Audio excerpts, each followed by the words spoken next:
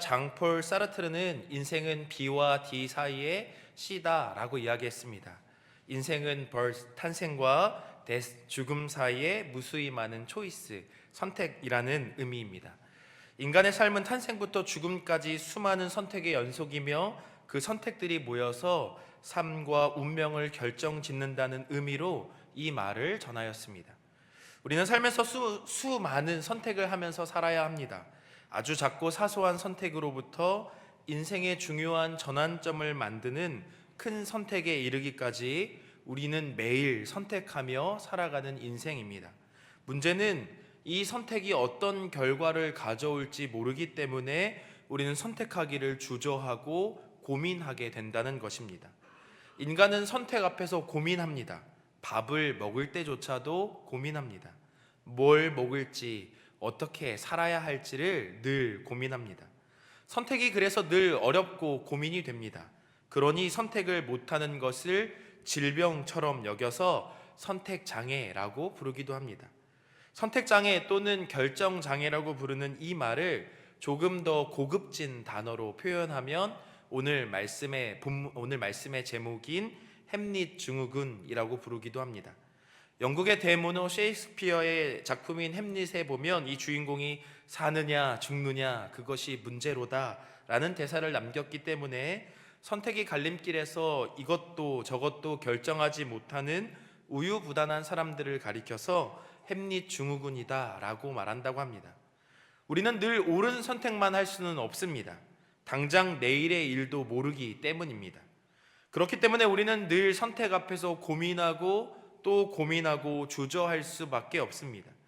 우리가 하나님이 아니기 때문에 좋은 선택과 결정을 위해서 주저하고 고민하는 것은 어쩌면 인간이기 때문에 당연한 모습일 수 있습니다. 사랑하는 성도 여러분, 그러나 우리는 매사에 어떤 일을 결정함에 있어서 주저하고 머뭇거리고 있을 수만은 없습니다. 특별히 우리의 믿음과 신앙의 문제에서는 더욱 그렇습니다.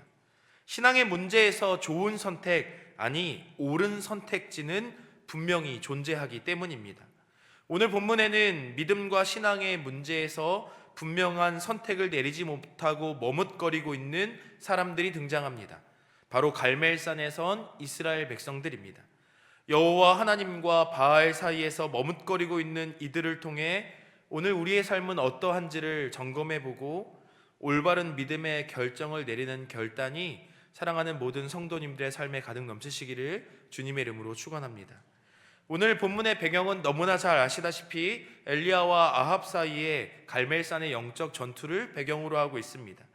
엘리야는 하나님을 경외하는 오바댜를 통해 아합 왕에게 우리 갈멜산에서 만나서 누가 옳은지 한번 따져보자 라고 선포하였습니다. 갈멜산의 영적 전투를 통해서 이스라엘 백성에게 하나님의 위대하심을 분명히 보이기 위함이었습니다. 돌과 나무로 깎아 만든 우상이 아니라 천지를 지으신 하나님이 참 하나님이시고 참으로 살아계시며 오늘도 우리를 다스리고 계신다는 사실을 이스라엘 백성 가운데, 만 백성 가운데 분명히 보이기 위함이었습니다. 그래서 오늘 갈멜산에 모인 이스라엘 백성을 향해 엘리야는 이렇게 선포합니다. 우리 본문 21절 말씀 다시 한 번 더 읽어보겠습니다. 우리 한 번 더 읽겠습니다. 시작. 엘리야가 모든 백성에게 가까이 나아가 이르되 너희가 어느 때까지 그를 따르고 바알이 만일 하나님이면 그를 따를지니라 하니 백성이 말 한마디도 대답하지 아니하는지라. 엘리야의 촉구는 무엇입니까? 선택하라는 것입니다. 하나님을 택하든지 우상을 택하든지 둘 중 하나를 선택하라는 것입니다. 선택에 장애를 가진 것처럼 머뭇거리고 있지 말라고 이야기합니다. 사랑하는 성도 여러분, 잘 아시다시피 이스라엘 백성들은 자신들을 애굽으로부터 구원하여 젖과 꿀이 흐르는 가나안 땅으로 인도하여 낸 여호와 하나님을 잊어버렸습니다. 그들은 아합과 이세벨이 가져온 바알과 아세라에 매료되었습니다. 왜 그렇습니까? 아합의 치세가 너무나도 위대해 보였기 때문입니다. 아합은 북이스라엘의 왕이었습니다. 그는 오므리 왕조의 사람이었습니다. 그의 아버지는 오므리였습니다. 하나님께서는 그를 성경에 있는 왕 중에 가장 악한 왕이라고 평가하고 계십니다. 그는 이세벨과 혼인하였고 이세벨이 따르는 아세라를 북이스라엘 왕국에 가져온 인물이기도 합니다. 그는 바알과 아세라의 선지자들의 신전을 세우며 북이스라엘 왕국의 사람들로 하여금 우상을 섬기도록 만든 자이죠. 그런데 이런 아합이 역사상으로는 유능한 왕이라고 평가받습니다. 아합과 그의 아버지 오므리는 북왕국 이스라엘을 다윗 이후 시대에 가장 완벽하고 위대한 왕국으로 만든 사람이었습니다. 고고학적인 기록에 또 발굴에 따르면 당시 외국에 알려진 유일한 이스라엘의 왕가이기도 합니다. 메소포타미아 지역에서 나온 고고학적 유물에 따르면 오므리 왕조의 이름이 있다는 거죠. 그러니까 오므리 왕조가 얼마나 위대한 일들을, 위대한 치세를 행하고 있었는지를 엿볼 수 있습니다. 아합의 아버지 오므리는 당대 최고의 국가인 아수르를 상대로 성공적으로 막아냈을 뿐 아니라 모압을 정복하여서 속국으로 만든 사람입니다. 앞서 말씀드린 대로 오므리는 자신의 아들 아합을 두로 왕의 딸인 이세벨과 정략 결혼시킴으로 국제 정치로서도 뛰어난 감각을 가지고 있었습니다. 아합도 자기 아버지 오므리에 못지 않았습니다. 이스라엘의 주변 국가들과 정치적인 연대를 통해 아수르를 효과적으로 막아내었을 뿐만 아니라 두로와의 성공적인 무역, 또 모압으로부터의 조공을 통해서 경제적인 부흥을 일으킨 왕이었습니다. 자신을 위한 상하궁을 사마리아에 지었고 뿐만 아니라 여름에 지낼 왕궁을 이스라엘 평야에 지은 왕이기도 합니다. 이외에도 아합은 수많은 건축물들을 남겼는데 무깃도에 세운 성벽, 긴 터널과 수로, 하솔에 세운 성벽이 아합 왕의 치세에 세워진 것들입니다. 우상 숭배의 앞잡이로 하나님의 평가는 최악 중에 최악이지만 정치, 경제, 군사에 있어서는 아합은 분명 뛰어난 군주라 평가할 만합니다. 그러니 당연히 우리가 그 시대를 살아가는 이스라엘 백성이라고 생각해 보면 아합 왕에 대해서 어떻게 평가하게 될까요? 아합 왕을 못난 왕, 악한 왕이라고 평가하고 있었을까요? 아니면 그는 위대한 군주라고 칭송하고 있었을까요? 백성들의 눈에는 하나님보다 당장 눈앞에 번영을 가져다 주는 아합 왕이 더 좋은 인물로 여겨졌을 것입니다. 그가 가져온 바알과 아세라는 우리를 위대하게 만드는, 이 북이스라엘 왕국을 뛰어난 왕국으로 만든 하나님이라고 이야기하는 것이 그들의 평가였을 것입니다. 바알과 아세라를 따를 때 가져오는 유익이 더 좋아 보였을 것입니다. 선지자 엘리야는 우리에게 기근을 주고 하나님은 우리를 늘 귀찮게 만들지만 바알과 아세라는 우리를 얼마나 평안하게 하고 우리에게 좋은 것만 가져다 주지 않느냐고 이야기했을 거죠.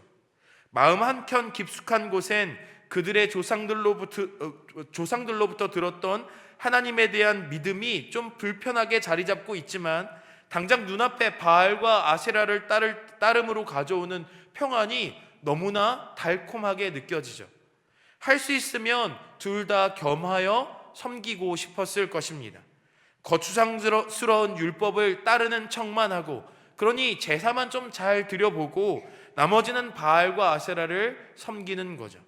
하나님께서는 하나님 앞에는 제사만 거하게 드림으로써 생색을 내고 나머지 모든 삶은 바알과 아세라를 따르는 삶으로 풍요를 누리고 있었던 것입니다. 그러니 갈멜산에선 이스라엘 백성들은 머뭇거립니다. 주저하지 않고 하나님을 택하지 않습니다. 오늘 말씀에 그들의 반응이 어떻습니까? 침묵으로 일관하는 거죠. 그들은 침묵으로 택하였습니다. 무엇을요? 바알과 아세라를요. 더 정확하게는 둘 다를 겸하여 섬기겠노라고 이야기하고 있는 거죠. 사랑하는 성도 여러분, 오늘 우리는 어떻습니까? 사실 하나님을 택하든지 우상을 택하든지 둘 중 하나를 택하라는 이 질문은 인류 역사에 끊임없이 던져진 질문입니다. 믿어 하나님을 택하든지 아니면 믿어 바알 곧 우상을 택하든지 하나를 선택하라는 거죠. 그 경계면에 서서 둘 다 양립할 수는 없다는 것입니다. 이제 그 갈림길에서 우리는 무엇인가 하나를 선택해야 합니다. 사랑하는 성도 여러분, 우리에게도 이 질문이 동일하게 던져진다면 여러분들은 무엇을 택하고 계십니까? 무엇을 택하시겠습니까? 우리의 선택을 갈등하게 만드는 우상이 있다면 그것은 무엇입니까? 당연하겠지만 이스라엘 백성들과 같이 원시적인 그 어떤 것은 아닐 것입니다. 그렇다면 우상은 무엇입니까? 우리가 하나님보다 더 사랑하는 그 어떤 것, 우리가 하나님보다 더 의지하는 그 무엇이 바로 우상인 거죠. 하나님을 택하지 않고 갈등하게 만드는 그 무엇이 있다면 그게 바로 우상입니다. 우상은 하나님을 대신하는 모든 것입니다. 하나님이 계셔야 하는 그 자리에, 그 중심에 자리 잡고 있는 것이 바로 우상입니다. 당연하겠지만 그것이 바로 하나님을 멀리하게 만드는 그 무엇이라는 거죠. 사랑하는 성도 여러분, 사랑하는 성도님들의 삶의 중심에는 무엇이 자리 잡고 계십니까? 하나님보다 더 사랑하고 하나님보다 더 의지하는 것이 있다면 그것은 무엇입니까? 무엇이 사랑하는 성도님들의 마음을 평안하게 하고 계십니까? 무의식 중에 성도님들이 따르고 있는 것은 무엇입니까? 혹시 재물이십니까? 재물이 풍족해야 마음에 평안이 찾아오고 재물을 의지하게 되고 그것을 사랑하며 그것을 위해 우리의 인생 전부를 내어 바치고 계신 것은 아니십니까? 자리에 앉아서 요즘 주식이 참 잘 오르고 있는데 일희일비하고 계신 것은 아니십니까? 잠깐 화장실에 가서 내 주식이 떨어졌나 안 떨어졌나, 오늘 주가 지수는 어떤가, 조마조마하면서 살아가고 계신 것은 아니십니까? 오늘 내 통장은 안전한가, 내 잔고는 안전한가를 염려하고 계시진 않습니까? 혹시 명예나 권력은 아니십니까? 혹시 쾌락이나 혹은 사람과의 관계, 연인은 아니십니까? 아니면 내 자녀나 손주들이 하나님보다 더 우선시되고 있지는 않습니까? 하나님의 말씀을 읽는 것보다 내 자녀가 먼저가 되고 있지는 않느냐는 것입니다. 자녀의 잘됨이 하나님보다 먼저이고 계시지는 않습니까? 그래서 내 자녀의 문제라면 물불을 안 가리고 달려들면서 정작 하나님의 문제에서는 하나님 아시죠? 주님 내 마음 아시잖아요. 그러니까 잠깐만 눈 감고 계시죠라고 머뭇거리고 계신 건 아니냐는 말입니다. 불편하지만 심지어 종교적인 열심도 우상에 해당할 수 있습니다.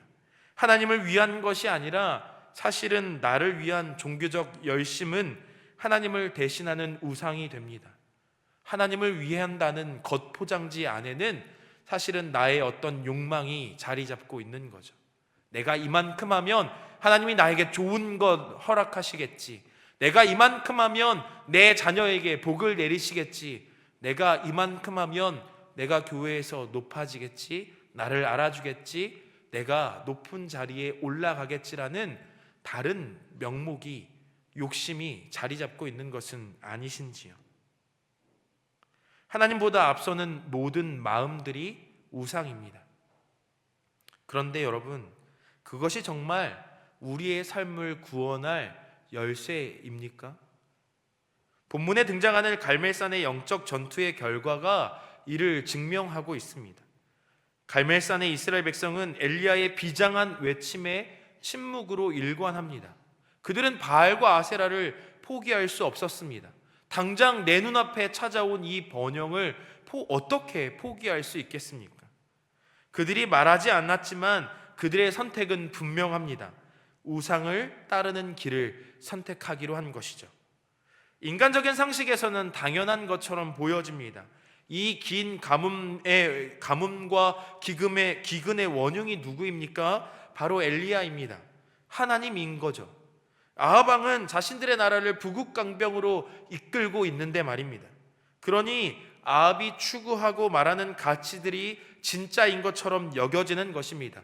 그러니 이 질문에 백성들이 침묵으로 일관하는 거죠. 그러니 그것은 바알과 아세라만이 참신이라고 대답하지는 않았지만 그들이 선택하고 있는 거죠. 머뭇거리고 있는 데서 이미 증명되고 있는 것입니다. 다시 묻습니다. 사랑하는 성도 여러분, 성도님들의 삶은 어떠십니까?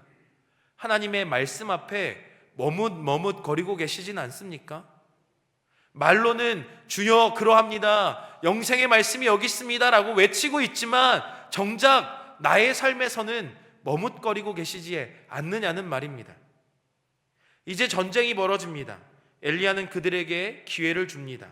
바알 선지자 450명과 아세라 선지자 400명이 온갖 생쇼를 벌입니다.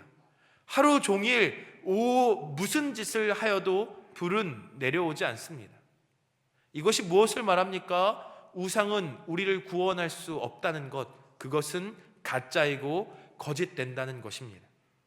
사랑하는 성도 여러분, 우리가 믿고 의지하는 그 무엇, 하나님이 아닌 그것이 우리의 삶을 구원할 수 없습니다. 그것이 나의 삶을 평안하게 만들고 그것이 나의 삶을 안전한 곳으로 이끌어 간다고 착각하게 만들고 있는 거죠.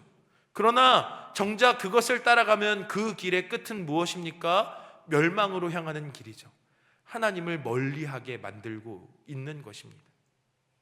세상은 외칩니다. 그것이 없으면 망할지도 몰라. 그것을 따르지 않으면 바보 같은 일이야 라고 이야기하지만 정작 우리는 외쳐야 합니다. 아니, 이게 진짜야. 머뭇거릴 것이 아니라 당장에 선포해야죠. 이게 진짜야. 우리가 따르는 게 진짜야. 내가 믿고 있는 게 진리야 라고 외쳐야 하는데 정작 우리는 머뭇거리고 주저하고 있다는 거죠. 왜요? 저게 진짜면 어떡하지라는 의심이 우리 가운데 있는 거죠.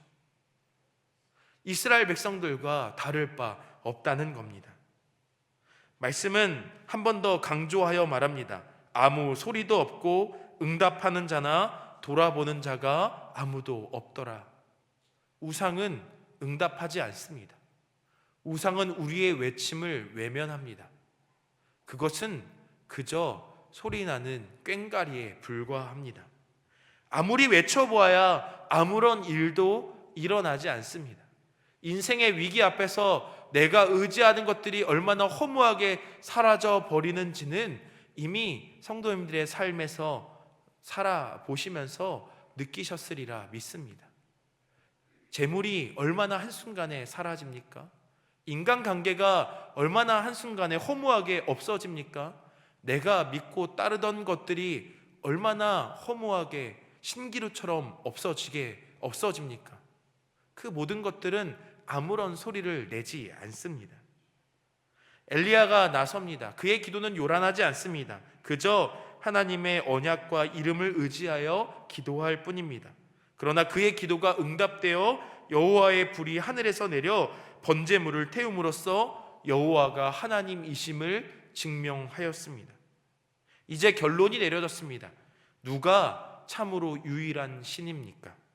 바로 여호와 하나님이십니다.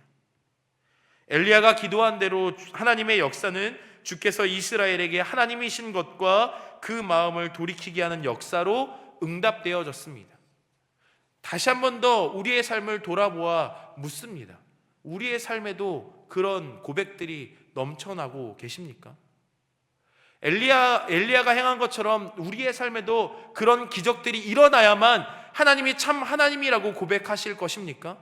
아닙니다. 우리는 이미 우리 인생에 아주 놀라운 기적을 경험하였죠. 그 기적이 어떤 기적입니까? 우리 주 예수 그리스도입니다. 말씀으로 역사하시는 생명이신 예수 그리스도를 우리 마음에 모신 것 자체가 이미 기적인 거죠. 하나님을 알만한 지식도 없고 능력도 없는 자에게 찾아오셔서 그를 알고 깨닫게 하시는 것, 그를 믿게 하시는 것만큼 위대하고 놀라운 기적이 어디에 있느냐는 말입니다. 하늘에서 불이 내려지는 것보다 더 위대하고 놀라운 기적이 우리의 삶에 이미 펼쳐졌는데 어떤 표적을 더 구하시겠습니까? 예수님 시대에 예수님께서도 말씀하시지 않습니까? 내가 어떤 표적을 더 보여야 믿겠느냐고 말입니다. 사랑하는 성도 여러분, 어떤 것을 더 보여야 믿으시겠습니까? 어떤 것을 더 경험하여야 하나님만이 참 하나님이라고 삶에서 고백하며 살아가시겠습니까? 어떤 것을 더 경험하셔야 머뭇거리지 않고 주저함 없이 하나님 앞에서 당신이 하나님만이 참 하나님입니다라고 믿음을 선포하시겠습니까? 사랑하는 성도 여러분, 이제 우리가 선택해야 할 차례입니다.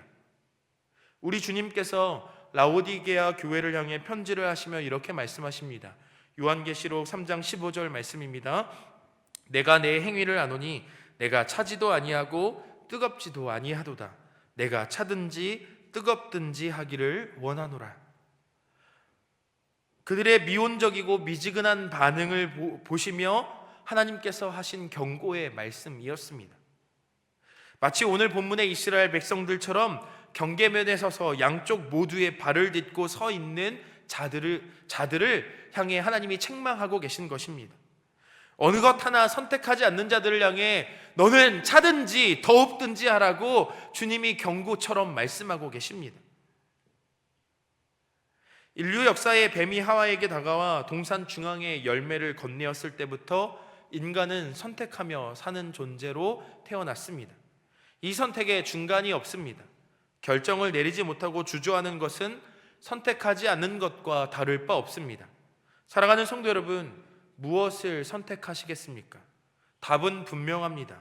우리를 구원할 유일한 길은 오직 여호와 하나님뿐이시기 때문입니다.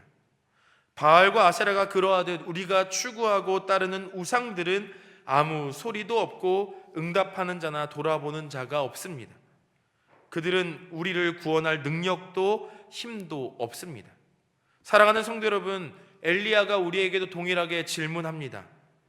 우상과 여호와 하나님 사이에서 머뭇거리고 계시겠습니까? 여호와와 우상을 함께 섬길 수는 없습니다. 여호와가 참 하나님이면 하나님을 따라야 하고 우상이 참 하나님이라 여긴다면 우상을 따라야 합니다. 애매한 경계선에서 벗어나 확고하고 확실한 선택을 내려야 할 때입니다. 우리의 삶을 돌아보고 회개해야 합니다.